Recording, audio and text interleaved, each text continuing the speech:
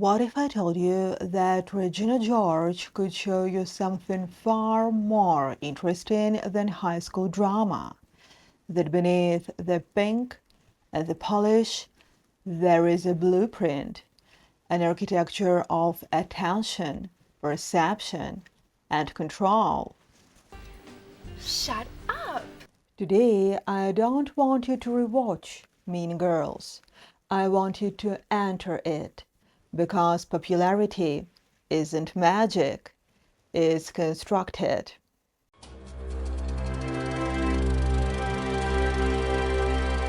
Hello, I'm Halosha. Welcome.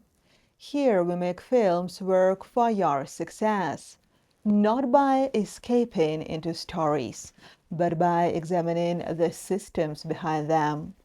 We speak about marketing, communication, and influence through cinema, and how stories shape the way people see, choose, and follow.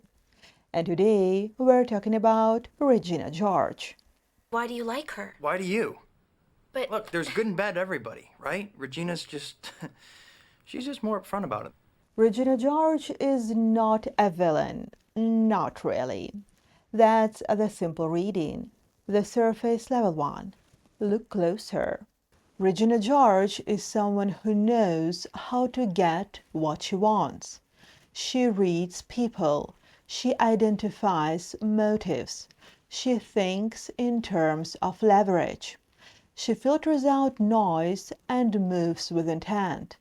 And that is why people orbit her. Not because she is perfect, but because she functions as a center of gravity. Let me be clear.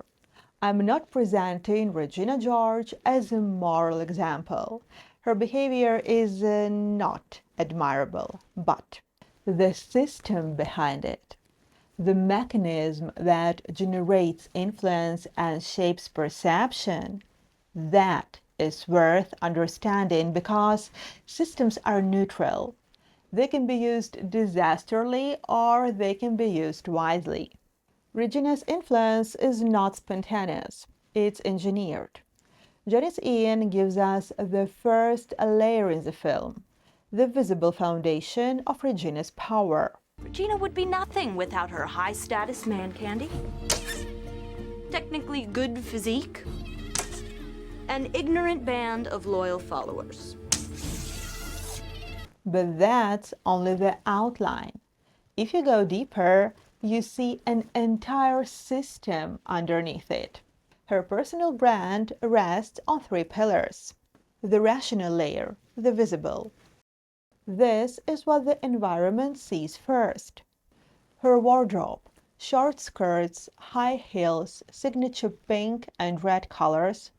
The movement, firm, decisive steps with just enough softness to avoid appearing harsh. Attention between sharpness and ease. She takes up space without asking for it. Her signature blonde hair, long, glossy, and styled with absolute intention. Her car, the silver Lexus. Nothing is random. Everything is signal. This is consistency. This is recognizability. This is brand. The emotional layer, the felt. Influence isn't held in objects, it is held in atmosphere. Regina's voice, soft, measured, with a calm superiority. you agree? What? You think you're really pretty? Her timing, pauses that force people to wait for her reaction. Her glances, the quick assessments across a hallway. Her entrances, never rushed, always observed. People don't respond to Regina's appearance alone. They respond to the emotional temperature she creates. That is influence at a human level. The context, the ecosystem.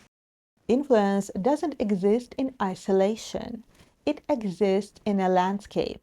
And Regina understands hers precisely. Consider the plastics. Each girl plays a role. Gretchen, loyal, wealthy, socially informed. Karen, beautiful, harmless, predictable. Katie, intelligent, attractive, a threat. So Regina brings her closer rather than letting her grow independently. There are rules. On Wednesdays, we wear pink. Not because Regina is obsessed with control, but because rules create identity, and identity creates belonging. Every closed group has logic, not to restrict, to define. And then Aaron, popular, respected, social currency embodied. His presence amplifies Regina's. When two high-status figures stand together, their influence compounds, a synergy effect. That is perception. That is alignment. But here is the most important question. Who is Regina performing for? The students, the hallways, the social ecosystem. Signals only work when an audience recognizes their meaning. If Regina used the same symbols in a corporate boardroom, they would be meaningless. Influence is contextual, always. Perception shapes outcomes, not superficially, structurally.